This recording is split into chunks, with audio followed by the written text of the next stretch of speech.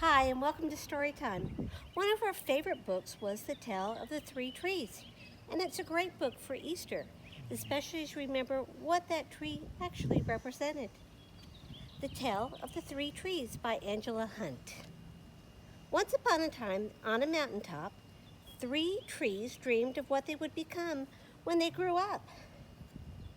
I want to build a treasure. The first tree said, I will be the most beautiful treasure chest in the whole world. I want to be a strong sailing ship, the second tree said. Will be the strongest ship in the whole world. I don't want to leave this mountain top at all, the third tree said. I want to grow so tall that when people look at me, they will raise their eyes to God. I will be the tallest tree in the world.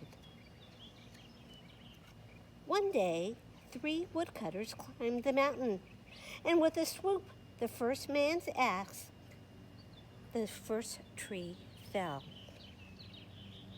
With a swoosh of the second man's axe, the second tree fell, and with a slash of the third man's axe, the third tree fell. The first tree rejoiced when the woodcutter brought him to the carpenter shop. But the busy carpenter was not thinking about treasure chest. Instead, his work-worn hands fashioned the tree into a feed box for animals. The second tree smiled when the woodcutter took him to the shipyard. But no mighty sailing ships were built that day. Instead, the once strong tree was made into a simple fishing boat. The third tree was confused when the woodcutter cut her into strong beams and left her in the lumber yard. What happened? The once tall tree wondered.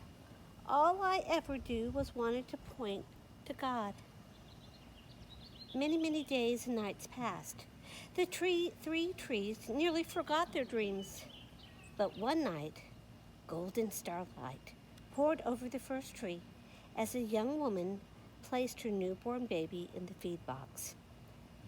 And suddenly, the first tree knew he was holding the greatest treasure in the world. One evening, a tired traveler and his friends crowded into the old fishing boat. When the storm arose, the second tree shuddered. But when the traveler stretched out his hand and said, "Peace," the storm stopped. And suddenly, the second tree knew he was carrying the King of all of heaven and earth. One Friday morning, the third tree was startled when her beams were yanked from the woodpile. She shivered when she was dragged through the angry crowd.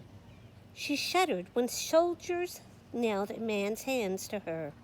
She felt ugly and harsh and tired. But on Sunday morning, when the sun rose and the earth trembled with joy beneath her, the third tree knew God's love had changed everything. He had made the first tree beautiful. It had made the second tree strong. And every time that people thought of the third tree, they would think of God. That was better than being the tallest tree in the whole wide